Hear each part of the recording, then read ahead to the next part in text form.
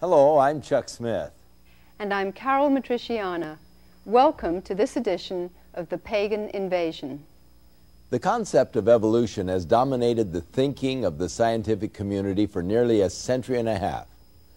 Through the years, many have hoped with great anticipation that evolution's theories would prove to be true and would thus answer the great mysteries of life. Yet as we stand at the edge of the 21st century, we are no closer to knowing anything about the mechanisms of the evolutionary process than we were during Darwin's time. To this day, scientists have failed to agree on many evolutionary claims, including how it happened, when it happened, and what changed into what, and how non-life became life. Should the theory of evolution prove to be invalid, the only other explanation for existence of life would be the result of the handiwork of a master designer and creator. And that's a conclusion that the scientific community seems to avoid considering at any cost. Most people are under the impression that Charles Darwin discovered the law of evolution and that it is a modern scientific fact. That assumption, however, is not true. Ancient Greeks, Indian mystics, and many other cultures have believed in various forms of evolution throughout the ages. What Darwin did was popularize a theory of evolution in 1859 with the publication of his book, The Origin of Species by Natural Selection. Darwin has been said to be responsible for perhaps the most fundamental of all intellectual revolutions in the history of mankind. Yet in his book, he doesn't give any scientific evidences for evolution, cites no examples of new species resulting from natural selection, produces no examples of transitional forms, and documents no evolutionary mechanisms. Darwin was not the brilliant scientist most would think him to be, but a theologian and surprisingly a Freemason. In fact, his only formal training was in theology at Cambridge University in England. Today, prominent evolutionary scientists continue to attack and contradict their own hypothesis, which should be a warning to us of its weakness as a scientific theory. Yet this crisis doesn't appear to daunt or discourage its promotion. Public institutions such as museums, libraries, high schools, and universities continue to propagate evolution as though the scientific community has agreed on evolution as being fact. During the course of this program, we will be talking to leading scientists from around the world. We will evaluate their claims and examine the evidence. Does evolution really provide the answer to our existence? Or could it be the hoax of the century?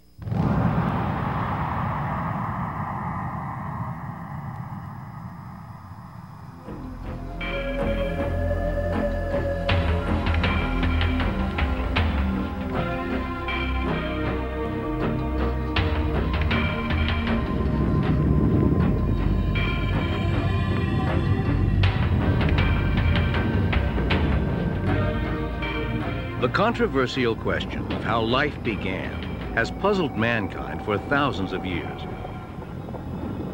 There are two schools of thought. One idea is that God is the master of nature, the creator and ruler of the universe, who designed each kind of life on Earth with deliberate intention. This concept is known as creation science, or abrupt appearance. An opposing view, which is predominant in today's society and scientific community, is known as evolution. It teaches that non-living matter unintentionally changed into life and developed with time. Single-celled forms progressed into more complex multi-celled forms, resulting in the ultimate development of man. The principles of evolution influence every aspect of our society. Around the world, prestigious museums display evolutionary perspectives. National parks and historical sites have become showcases for evolutionary information. Science magazines, geography and natural history publications, children's books, and TV specials present evolution to the public as fact. Many of today's most popular films, amusement parks, and even breakfast cereals promote evolutionary concepts to eager audiences. Textbooks that develop evolutionary theories are compulsory reading for public high school, college, and university students. Evolution has become the foundation for most scientific disciplines, including paleontology, geology, biology, and astronomy. The aim of many scientists is to eliminate supernatural explanations and provide naturalistic answers. Consequently, many must reject God's supernatural intervention in a miraculous creation. The parallel ideas of reincarnation and evolution have always been closely linked to the occultic beliefs of many of the world's pagan religions. But during the mid-19th century, this philosophy was suddenly given scientific respectability worldwide by an Englishman, Charles Darwin, who has become known as the father of evolution. The majority opinion of the day held to the biblical account of a creator God who intentionally designed each basic form of plant and animal. Although raised a Christian, Darwin rebelled against this idea and in his theory saw a way to formulate a process without a creator. This is the home of Charles Darwin between 1842 and 1882. It's in this study that Charles Darwin produced his great works. In fact, he used to sit in this chair. It's here he wrote his famous On the Origin of Species, published in 1859. Charles Darwin is a giant among men in the modern world because he developed the theory of evolution, which transformed the scientific world. The theory of evolution by natural descent was in vogue long before Darwin's time. What Darwin did was provide a rational explanation of how it might have operated. So rational indeed that many people said, why didn't I think of that? Many people felt most comfortable. As far as Darwin was concerned, he was their hero. He provided the explanation that they were seeking. Modern science was born in 1620 when Lord Bacon wrote Novum Organum. Between 1620 and 1860, most scientists believed in the creator and in the creation of man. Today, few scientists believe in creation or a creator. What happened? Who were some of the molders of the modern mind? Standing here by Thomas Huxley in the Museum of Natural History. He's been called Darwin's bulldog because he took the theory of Darwin and gave a forceful presentation of it. Huxley believed that you could explain everything in nature apart from the creator by pure natural laws. We have to remember that after all, creationism was what everybody thought not all that many years ago.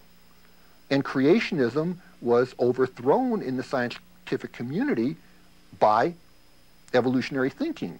For the most part, Darwin's book was considered blasphemous by the average person in England at that time.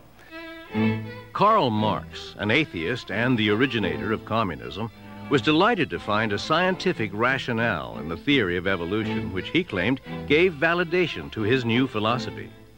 Marx admired Darwin, and the two communicated and corresponded.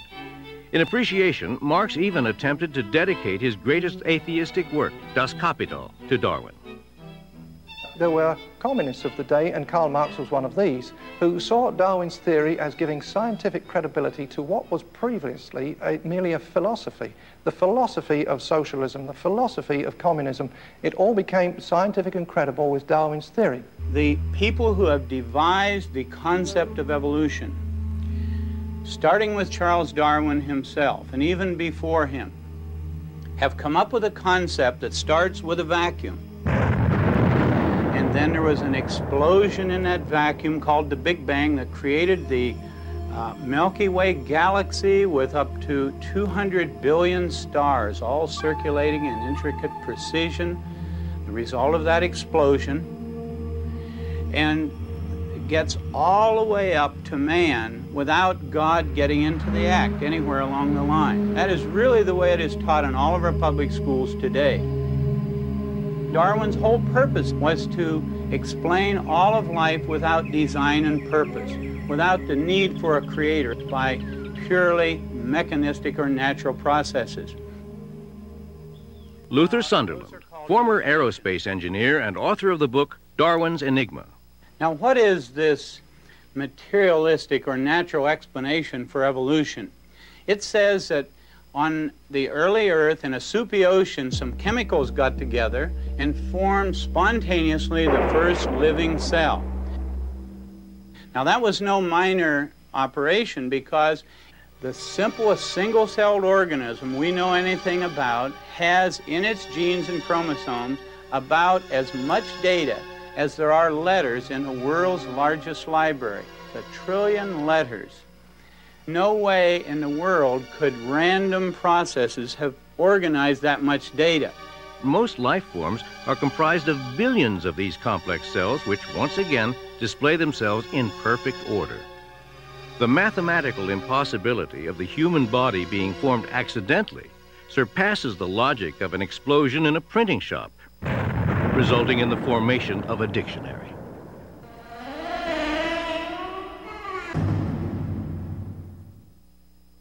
Appearing in the film The Evolution Conspiracy is Dr. John Morris, who is head of geological studies for the Institute for Creation Research in San Diego, California. I spoke with Dr. Morris and asked him to explain the differences between creation and evolution and to describe how recent scientific discoveries had affected both these theories. Evolution is the idea that all of the life forms that we see living today and that we see recorded in the fossil record have all come from a common ancestor. The idea is that some 4 or so billion years ago, a single-cell organism came into existence from non-living chemicals. It was spontaneous generation. It just became alive from non-living material. And then through a process of modification over the years, through mutation, natural selection, genetic drift, whatever, it has evolved. It has changed, altered into the various forms of life that we see today. That's the basic concept of evolution, that all of life has come from a common ancestor. The idea about creation, however, is the opposite to that, that each basic category of plant or animal has come directly by a creative act, that it did not descend from an ancestor that was different from itself. Dogs have always been dogs. People have always been people. People did not come from a non-human ancestor. The other idea about creation is that once this category was created, it was created with the genetic makeup, the DNA code that was designed so that their descendants would always produce that category. It would not evolve, as it were, into something else. The creation model, with its concept of categories of animals appearing abruptly, is sometimes called the abrupt appearance model. The idea that things got here abruptly without having descended from a different sort of thing. And then stasis is the idea that it's been stationary since it's got here. It doesn't go anywhere. It doesn't change in anything else. Both these views seem in such opposition to each other. How can scientists have such differing views of the origins of life? That's a very good question, and I think this is really the bottom line question. It's important to understand that both creationists and evolutionists have the same evidence to study. We have the same rocks, the same fossils, the same living systems. Everything is the same, but yet our interpretations are so dramatically different. A lot of times non-scientists say, how can scientists who are supposed to be open-minded and non-biased, how can they come to such dramatically different interpretations of the evidence? We've got to dispel that common notion that scientists are unbiased. Scientists are some of the most biased people you'll ever meet. In fact, it's impossible not to be biased. It's not a matter of whether or not you're biased. It's what bias are you biased with. My contention is that the creation bias is a better bias with which to study the evidence. The fossils, which have long been thought to be the proof of evolution, are now recognized by almost everybody, evolutionists included, to be at best an embarrassment to evolution, because what the fossil record shows, and all the leading evolutionists will tell you this very same thing, that the fossil record shows that things appeared abruptly. That's the way they say it, that they got here abruptly. Now they're talking maybe a rapid evolution, but they say the fossil record is characterized by abrupt appearance and stasis. But that's the definition of creation. Evolutionists have to say, well, a small isolated group evolved so rapidly that it left no transitional fossils between these basic categories of animals. And we say, how do you know it happened at all? Over 1,000 species a year are becoming extinct. That comes down to 3 a day. Is there any compensation for this within the evolutionary theory? Actually, one of the basic predictions of the evolution model is that new species will be coming into existence, all along the time. But what we see when we really look at the world, what the facts of science show is that species just don't come into existence. On a daily basis, species are going extinct. What we see is extinction. That's what science tells us. Now, the evolutionary historical reconstruction is that new species are forming. But the evolutionary reconstruction does not fit well with observed science. In wanting to steer clear of the concept of a creator, evolutionary scientists have ironically and unwittingly adopted an idea which forms the basis of many pagan religions. In an attempt to avoid traditional biblical religion, they actually promote another. The results have been devastating. Many areas of science, such as biology and geology, have been compromised. In searching for evidence to prove evolution, scientists have pursued a series of wild goose chases only to come up empty-handed. Perhaps the biggest waste of time has been the search for the missing links in the fossil record, which to this day are still missing. Let's take a look at the progress made by evolutionary scientists thus far.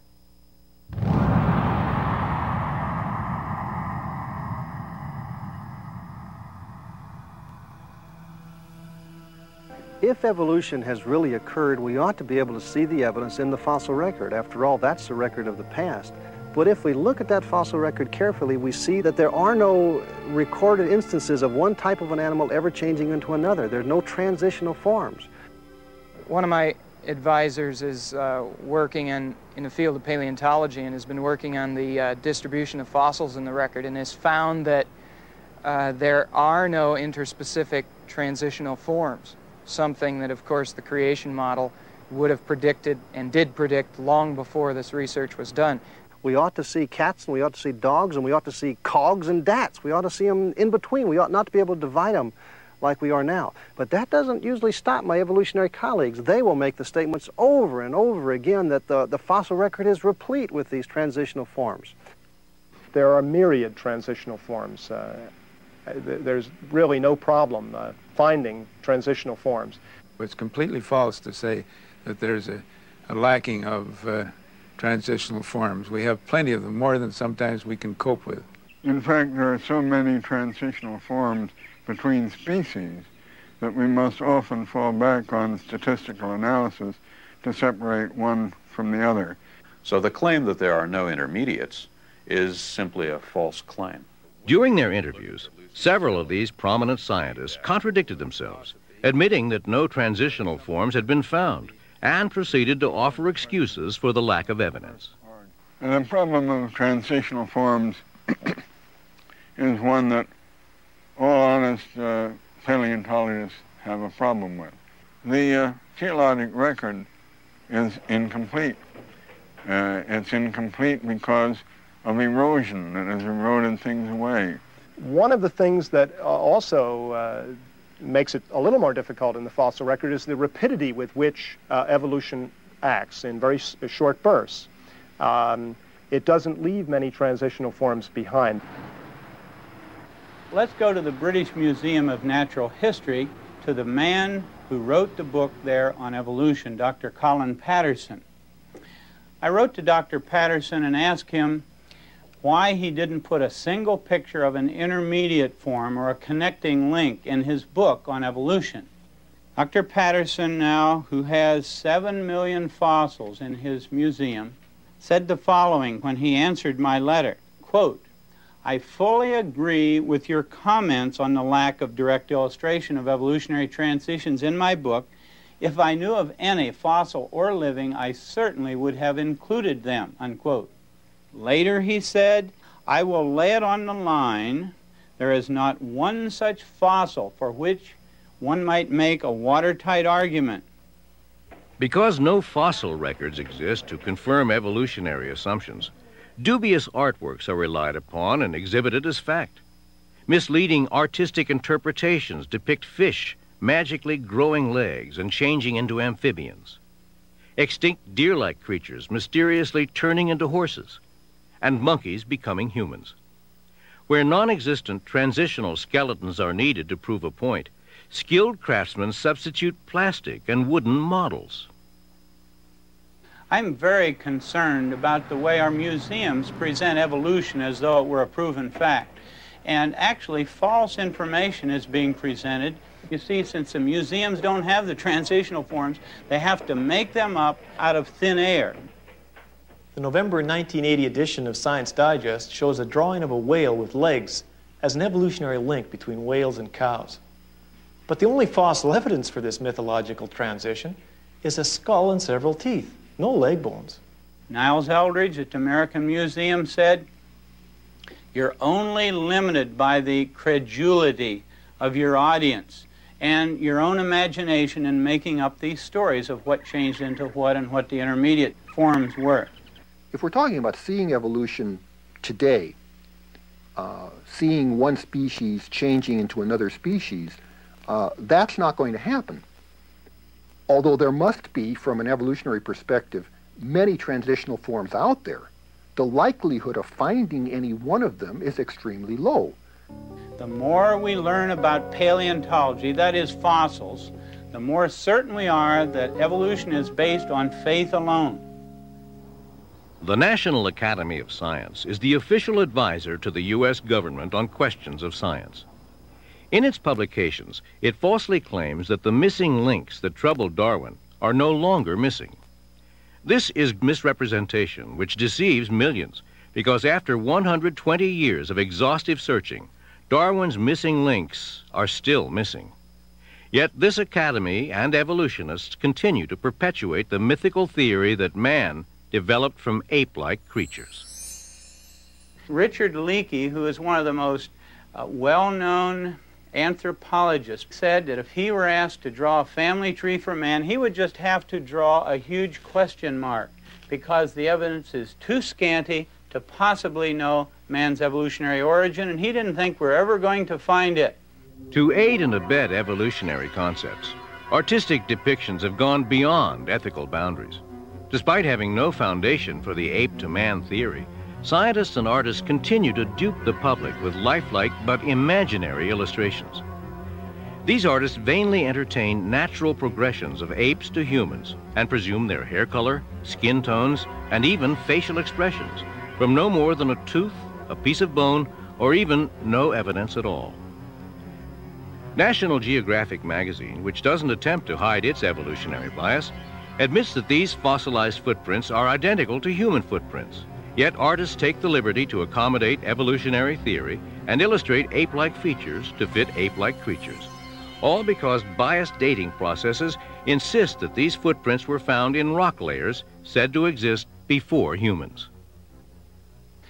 Now, today we have evolutionists who would like us to believe there is solid evidence for evolution.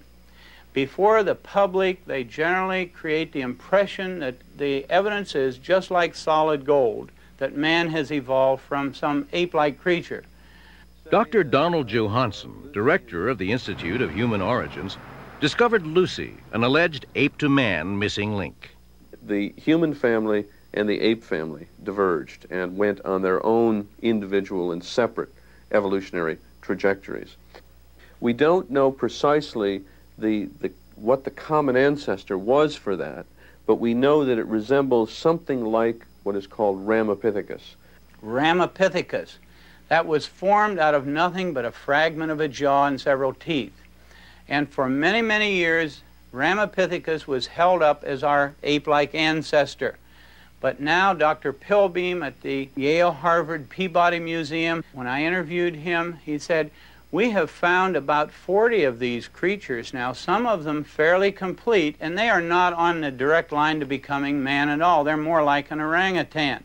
Dr. Pilbeam of Yale, who first claimed that Ramapithecus was an ancestor of man, now suggests that it isn't. Yet evolutionists continue to cite Ramapithecus as an ape-man link. Another so-called missing link, Java Man, was concocted by Eugene Dubois when he found an ape-like skull fragment, and then 50 feet away he found a human leg bone. However, just before he died, Dubois confessed that he'd also found 2 human skulls at this same location, and he admitted that the skull fragment belonged to a gibbon and not to an ape man.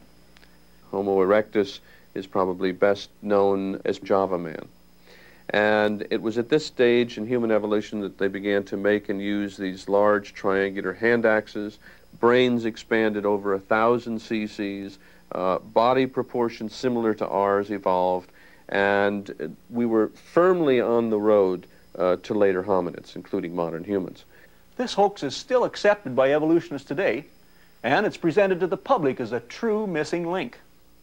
If you think the Java Man hoax is incredible, wait until you hear all the facts surrounding Johansson's Lucy, this little 3.5-foot adult skeleton, which looks just like a chimpanzee. As you know, Lucy was found in 1974, and sometimes I refer to her as the woman who shook up man's family tree, because she represents for us the oldest, most complete skeleton we have of any human ancestor known to anthropologists. Now, the species Australopithecus afarensis, as represented by Lucy, is a species that we feel is ancestral to modern humans. And the significance of Lucy is that she gives us a good idea of what our ancestors looked like some 3 million years ago. We can learn from her skeleton about the way that she walked, for example. When we look at her knee joint, when we look at her pelvis, we see that she walked like you and I, instead of like a chimpanzee.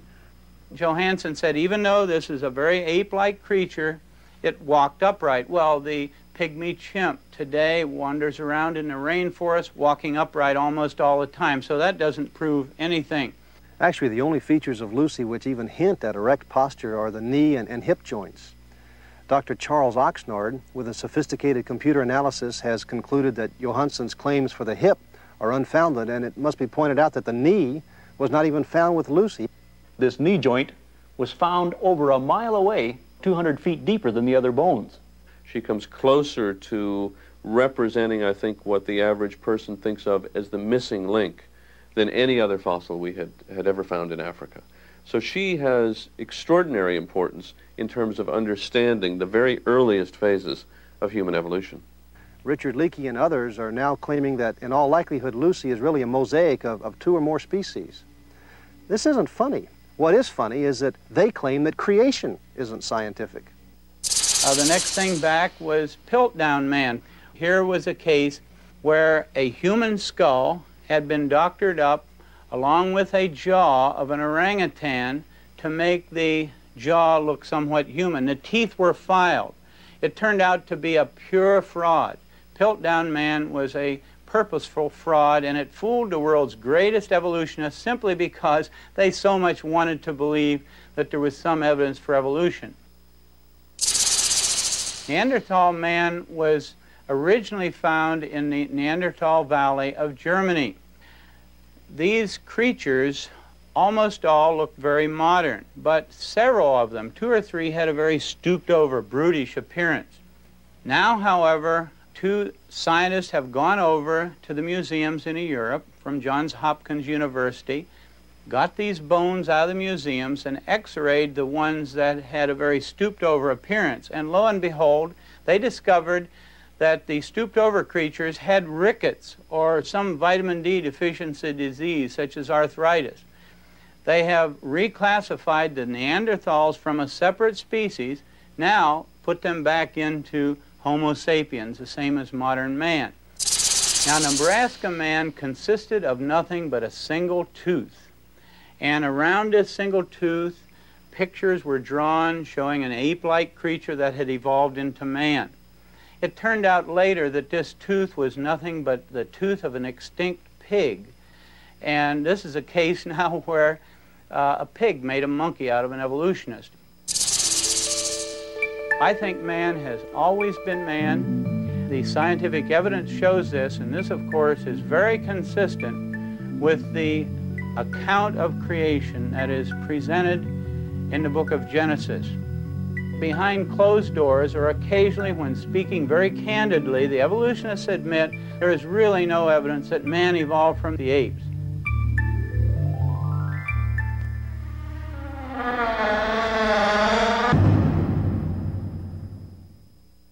Artworks in museums and textbooks show the nature of evolution. What is the truth behind these artworks? You know, I talked to an artist about a year or so ago who was an artist for an evolutionary textbook, and he was told to draw a picture of one of these missing links between an ape-like ancestor and man, and he was given the skull of a creature to work from. The drawing that he made of the creature that would have had that sort of skull looked very ape-like. And when he showed it to the author, they said, "Oh no, that'll never do. You must make it look more human." So he went back and drew it again and made it look more human. They said, "Oh no, that's still not good enough. You have to make it look clearly, nearly man-like." And so he had to redraw it again, and they kept rejecting it. Finally he says, "I refuse to lie in my artwork. The facts are that this thing is an ape.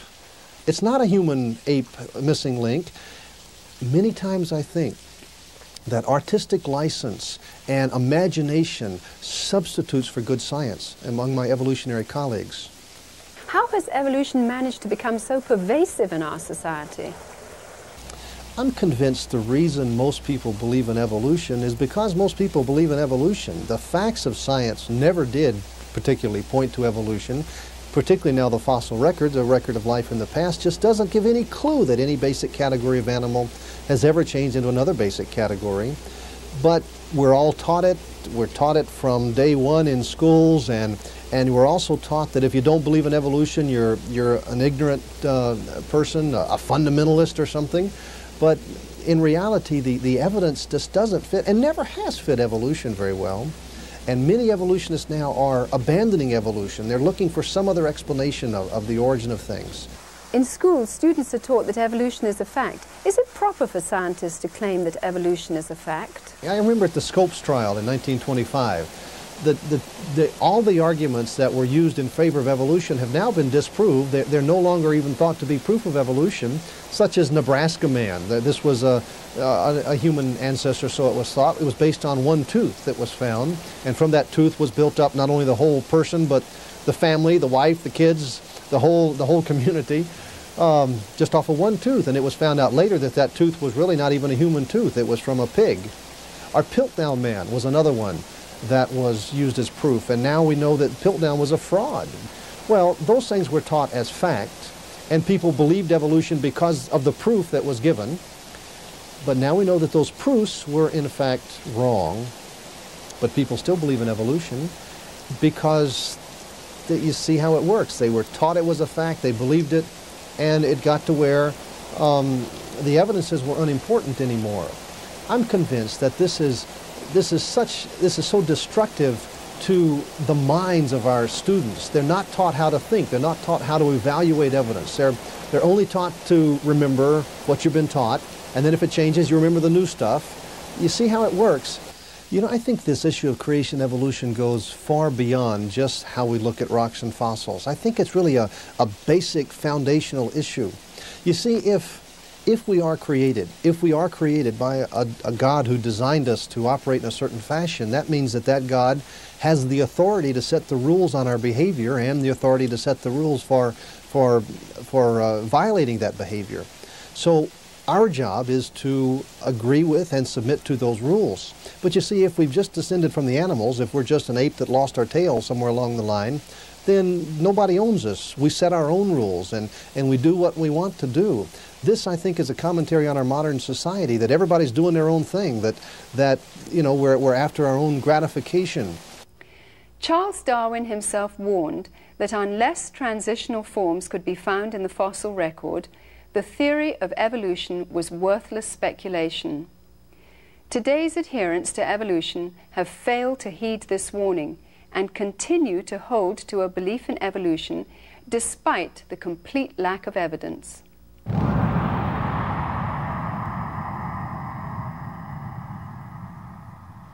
The evolutionists realize that they can no longer rely on the fossil record to give them any support. So what they've done is they've come up with a very crafty alternative to the Darwinian concept of evolution. They call it the punctuated equilibria concept. One of the really exciting developments in evolutionary theory in the last 10 to 15 years has been the theory that instead of evolving very gradually over a long period of time, that evolution came in short bursts that were interspersed with much longer periods where virtually nothing happened. You see, this solves all kinds of problems intellectually for the evolutionist. He doesn't have to look at the fossil record. There is no evidence in the fossil record that one type of animal ever changed into another type of animal. Punctuated equilibria comes along and says that isolated populations of animals evolved rapidly and left no fossil trace. But this is an argument from lack of data. There are no transitional forms, and that's used then as proof of the brand of evolution called punctuated equilibria. This is bad science. With this new information, we're trying to refine our view of evolution. And what's emerging is a much more powerful synthesis of the evolutionary theories. I'm convinced that the idea of punctuated equilibria is really a desperate attempt to salvage evolutionary theory. Punctuated equilibrium, while attempting to explain the lack of intermediate forms between neighboring species, neglects to address the real issue that asks why there are no transitions between major categories of life forms. One extraordinary answer was offered by Goldschmidt's hopeful monster theory. Who would believe, for instance, that a reptile laid an egg and a bird came crawling out of the egg, as Goldschmidt had said about this theory when he first came up with it? We are literally going back to the very foundations of evolutionary principles and reevaluating once again the mechanisms whereby evolution takes place. Unfortunately, I think a number of those outside the scientific fields that deal with evolution interpret this as a casting doubt on the very, what I would call the fact of evolution. What it does say to us is that the evolutionists are running scared. It seems like almost every new development in science is converging to destroy evolution. Whether we're talking about new discoveries in astronomy or in paleontology or biology, this is true. I just realized finally, after studying all this material and thinking this thing through, that the evidence, the scientific evidence for creation, is a lot stronger than the scientific evidence for evolution. In the last decade, most of the basic pillars upon which evolution has stood have collapsed, and the theory is in chaos. Now, unfortunately, at this time, the evolutionists are crying louder than ever before that evolution is a fact. Well, it's my personal view that evolution is a dead certain fact. Evolution. There is no question that it happened. The geological record cannot be explained in any other way than through the evolutionary process. Many times you'll hear the statement that evolution is a fact, but a scientist should know better than to make a statement like that. If evolution has ever occurred, it was not observed, and therefore it's outside the realm of science. It's inaccessible to scientists and the scientific method. Many of my evolutionary colleagues are coming up with rather bizarre theories. It seems that they recognize that evolution doesn't make good sense scientifically, and so they're forced to come up with these incredible imaginary ideas. For instance, some now recognize that the spontaneous generation of life from non-life is scientifically impossible. So what do? Do they attribute it to a creator? No, they claim that life came from outer space. Well, they can believe that if they want to, but they shouldn't call it science, and they shouldn't teach it in schools as if it were science. Evolution is simply a matter of making up stories in place of the actual scientific data. Science used to be the search for truth. Now it seems it's deteriorated into the search for a believable story. The scientist who can make up the most plausible sounding story and can get it printed or get the media to tell about it, he is the one that becomes famous. I can say that as a scientist I see zero evidence that evolution has occurred or that any is going on today. One scientist I spoke with said that even if evolution is not true, there's no way it could ever be retracted because it had gone too far. Millions of textbooks would have to be reprinted, and museums all over the world would have to tear down their exhibits. Society would never trust science again.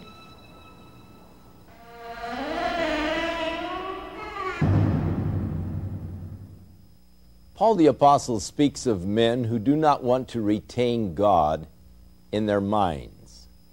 And this is the only reason why the evolutionary theory is still held on to, because it offers to man the explanation for his existence apart from God.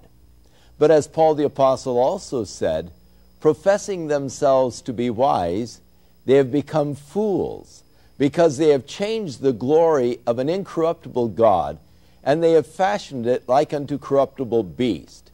And they have worshipped and served the creature more than the Creator, who is blessed forevermore. And that's the problem. The worship of the creature rather than the Creator.